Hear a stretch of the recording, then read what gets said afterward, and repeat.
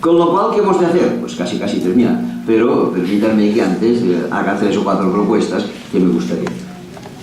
¿Qué hemos de hacer para que esta crisis termine? Puesto que aquellos que deben tomar decisiones son perfectos títeres del poder financiero y no piensan tomar decisiones. Ponen de sucursales en muchos paraísos fiscales en los que se dedican sistemáticamente al blanqueo de dinero procedente de la droga. Les aseguro, Bilbao y Santander colgados con la droga hasta el cogote. Yo pensé inmediatamente, pues ahora el Bilbao y el Santander buscarán las cosquillas al país por el hecho de haber publicado esto. ¿Qué va? A las muy pocas semanas, el Banco de Santander publicaba su memoria anual y se veía obligado a reconocer que disponía de dinero en 15 paraísos fiscales. Y al cabo de poco tiempo todavía fue peor lo que sucedió en el Banco de Bilbao. Tuvo que dimitir en peso el Consejo de Administración del Banco de Bilbao, presidido en aquel momento por un personaje llamado Pedro Ibarra, no Barra como sería suponer, sino Ibarra, acusado de que todos los miembros del Consejo de Administración del Banco de Bilbao disponían de enormes cantidades de fondos en las Islas Caimán, en las Seychelles, en las Bahamas, en las Bermudas, o no sé dónde más. Delincuentes, todos ellos delincuentes, en los grandes bancos españoles. Vale la pena decirlo.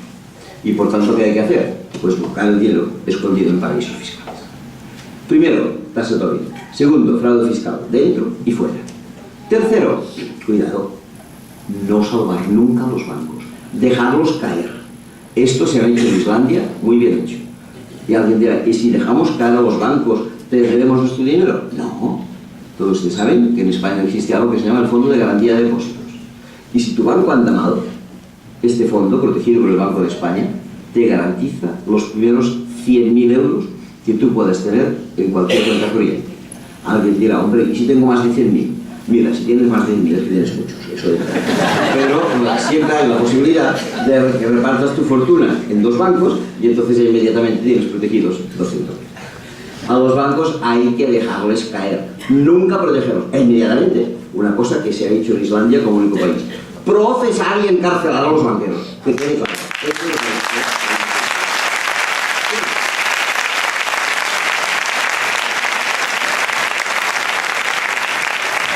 No estamos gastando dinero tontamente.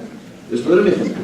Hay muchos, pero este es interesante porque además es un tema que ha terminado. Hay otros que están todavía en marcha, por ejemplo la Caja de Ahorros del Mediterráneo y otros que fueron mal. Pero hay uno que fue mal y hace más tiempo y hemos podido seguir su proceso. Se llama Caja de Ahorros de Castilla-La Mancha. La Caja de Ahorros de Castilla-La Mancha anduvo tan mal que el gobierno tuvo que darle 3.600 millones de euros para salvar. 3.600 millones de euros son, según mis cálculos, el equivalente a 3 años de subida de pensiones. El año pasado las pensiones se subieron, este año solo subirán el 1%, y cada año subir las pensiones al gobierno español le supone 1.300 millones de euros. No tenían 1.300 millones de euros para subir las pensiones, no. Pero sí que tenían 3.600, casi 3 veces más, para dárselas a la Caja de Castilla-La Mancha. ¿Por qué a la Caja de Castilla-La Mancha había andado tan mal? Los periódicos nos lo decían. Por 2 razones. Primera, porque sus directivos, en lugar de dar crédito a la gente, se los otorgaban ellos mismos y no los devolvían. Y en segundo lugar, porque la Caja de Castilla-La Mancha entró en la construcción de un enorme aeropuerto de Ciudad Real, en el que aterriza, creo, que un avión al día, e incluso ahora creo que ni tan solo aterriza. Muy bien. ¿Quiénes eran los máximos responsables, las cabezas pensantes de la Caja de Castilla-La Mancha que llegaron a esta situación? Pues el presidente y el vicepresidente de la empresa. ¿Cómo se llama el presidente? Pues se llamaba, bueno, antes de que esto fuera mal, se llamaba Juan Pedro Hernández Moltó, senador del PSOE y miembro de todas las comisiones anticorrupción del partido. ¿Y cómo se llama el vicepresidente? Pues nunca me he aprendido si se llama Díaz Martín o Martín Díaz, pero dándome algo, porque me ha aprendido perfectamente el nombre de su esposa. Se llama Dolores de Cospedal, secretaria general del partido en el poder y presidenta de la autonomía de Castilla-La Mancha, reportando por mí. Esto es intensidad. No se puede funcionar de esta manera. No hay que salvar a los bancos. Esto para mí serían los primeros trazos. Frente a esto, ¿hay alguna alternativa? Porque alguna alternativa de presentar, naturalmente. Frente a toda esta situación bancaria que acabo de explicar, hay una alternativa que, aunque con poca fuerza, están haciendo en los últimos tiempos y a mí me agrada mucho que nazca. Y se llama banca ética. Es verdad que la expresión banca ética es una expresión inverosímil, porque une dos palabras que son incompatibles entre ellas, la banca y la ética. Hace un cierto tiempo me llamó un periodista y me dijo: oiga, ¿usted está interesado por la banca ética? Y le contesté: sí, me parece que es una idea sugestiva que vale la pena seguir. Y el señor periodista me dijo: pero ¿usted se ha dado cuenta que banca ética es un oxímoron? Digo: mire, perdón mi ignorancia, pero yo esta palabreja no la he oído en mi vida. ¿Qué significa oxímoron? Y me dijo: sí, hombre, oxímoron es aquella palabra que utilizan los filólogos para referirse al grupo de dos palabras en el que la primera desmiente a la segunda y la segunda desmiente a la primera. Porque es obvio que cuando tú pronuncias la palabra banca, desmientes la palabra ética, y cuando pronuncias la palabra ética, desmientes la palabra banca. Me gustó la idea de oxímoron, y tanto me gustó que me propuse a mí mismo hacer una pequeña colección particular de oxímorones. Cogí una libreta y puse oxímorones. Primero, banca ética. Muy bien, pues a ver si aparece el segundo. Y tuve suerte, porque apareció pronto el segundo. Salí a la calle, vi una furgoneta que ponía carpintería metálica. Digo, bueno, o será carpintería o será metálica. Aunque la verdad es que alguien experto me ha dicho que las carpinterías también pueden ser metálicas. Pero sí, permítanme el chiste de esta carpintería metálica. Muy bien, yo estaba contento, tenía banca ética y carpintería metálica. En aquellos días estábamos en una guerra de Irak. Y escuché por las noticias una información que decía: en esta población, obviamente iraquí, ha caído fuego amigo. Y me pregunté: ¿será fuego o será a mí? ¿En qué será? Pues mira, banca ética, fuego amigo, carpintería metálica. Estaba yo con esto, viene un amigo mío y me dice: ¿qué haces? Digo: mira, colección de oxímoron. Está muy bien. Y habrás puesto ya el más famoso, el más conocido de todos. Digo: no sé cuál es. Y dijo: hombre, obviamente, inteligencia militar. Y lo puse lo más adecuado.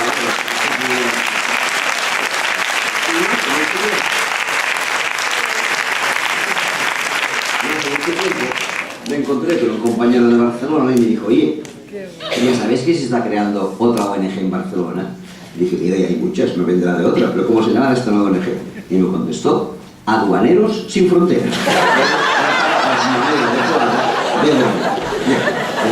Como se ve, uno de los oxímorones se presta un poco a la bromilla, pero lo que es cierto es que sí que hay, no sé si en Alcañiz o si en Teruel, pero en muchas ciudades españolas, algunos bancos éticos que se califican de. Ahora no quiero alargarme, si después en el debate sabe, pero estos bancos éticos os ofrecen 3 garantías.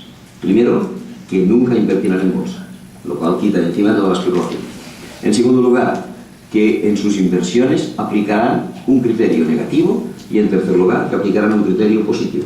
¿Cuál es el criterio negativo?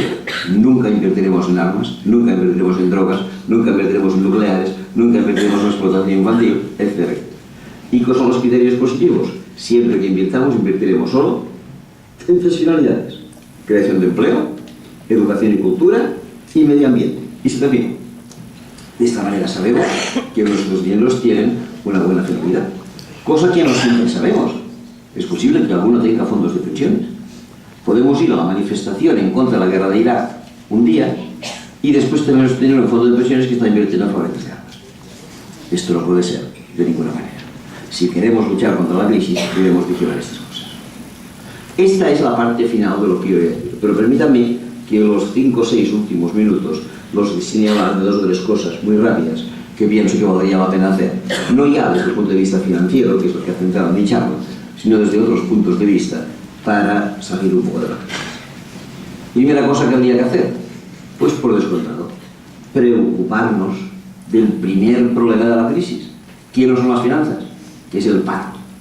¿Y qué debemos hacer? Dar trabajo a 5 millones de personas. ¿Se lo podemos dar? De ninguna manera. ¿Pero podemos hacer algo? Sí, si lo intentamos. Y es copiar lo que hizo hace 12 años el gobierno francés. Un gobierno francés, presidido por un socialista llamado Lionel Jospin, que hizo algo fundamental. Redujo la jornada laboral en Francia. La pasó de 8 a 7 horas diarias. Lo cual significa que la jornada semanal pasaba de 40 a 35 horas. ¿Sobraban 5 horas por trabajador? Las aplicó a los parados. En 2 meses, Francia redujo el paro de 1.700.000 personas a cero. Nunca es un cero, pero bueno, 1.700.000 a cero. Y alguien dirá, pero mira qué bien, yo antes cobraba 40 porque trabajaba 40 horas y ahora con este invento del gobierno francés paso a cobrar 35 porque yo trabajo 25 horas. No, el gobierno francés lo dijo bien y dijo no, tú vas a cobrar 35 horas trabajadas naturalmente, pero 5 horas no las vas a cobrar porque yo te he cambiado la jornada laboral y por tanto yo, el gobierno francés, te declaro parado por 5 horas semanales y te pago el paro de 5 horas. De manera que tú cobrabas 35 horas trabajadas y cobrabas 5 horas paradas. Pero eran 40, pero eran 31. ¿Qué más quieres tú, que eres un trabajador con empleo, pasar de cobrar 40 a 29 cuando aquel que no tiene nada pasa de cobrar 0 a cobrar 31?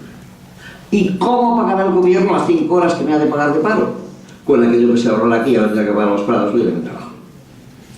Esta propuesta, que es excelente, no la ha hecho ni un solo partido político, ni uno solo, en las elecciones que vamos a atravesar. Si no andamos de esta manera, no haremos nada de nada. Y otra cuestión desde el punto de vista laboral, que es bien interesante. Si queremos de verdad, que el paro disminuya, por favor, si alguien tiene la oportunidad de moverse en el mundo económico y empresarial, si alguna vez ha de crear una empresa, que sea siempre una empresa cooperativa. Porque la cooperativa está unida a la idea de trabajo y de capital en una misma empresa. Hace años, concretamente en la crisis del año 82, que es aquella crisis que llamamos del petróleo, tuve oportunidad de viajar a Guipúzcoa, concretamente a una población llamada Mondragón, en la que radica una gran cooperativa. En aquel momento me explicaron que estaban en crisis, que ellos se dedicaban a fabricar cocinas, pero que no había pedido de tantas cocinas para mantener a sus 35.000 trabajadores. Hicieron cálculo y se dieron cuenta que 25.000 no, pero que 30.000 los podían mantener. Y les dijeron a sus trabajadores, 5.000 de entre vosotros van a ir a la calle. Los trabajadores dijeron, 5.000 de nosotros a la calle, ni hablar, esto es una cooperativa, no se marcha nadie. La dirección dijo, bueno, pues no se marcha nadie, dentro de un año nos marcharemos todos, porque esto aquí lo aguante. Y todos los trabajadores hicieron otra propuesta bien interesante. Si tú dices que solo tienes trabajo para 30.000 personas y no para 25.000, nos estás diciendo que te sobra el 15% de la plantilla, lo cual es lo mismo que decir que te sobra el 15% de la masa salarial. Lo que tú debes hacer es disminuir un 15% del salario a todos los 25.000 y nadie irá a la calle. Y así lo hicieron, nadie fue a la calle. Es más, después llegaron tiempos mejores. Esta cooperativa de Mondragón amplió muchísimo su plantilla haciéndose cargo de una cadena de supermercados llamado Eroski. Ahora tienen 110.000 trabajadores y no han expulsado ni a uno solo en esta crisis actual. Si quieren hacer las cosas bien, se pueden hacer las cosas bien. Y todavía en aquel momento me explicaron algo que desde el punto de vista laboral vale la pena saber. ¿Qué me explicaron? Me explicaron que ellos dentro de la cooperativa funcionaban con lo que llamaban la horquilla salarial. ¿Qué era la horquilla salarial? Un diferencial que decía cuál debería ser el salario mínimo y cuál debería ser el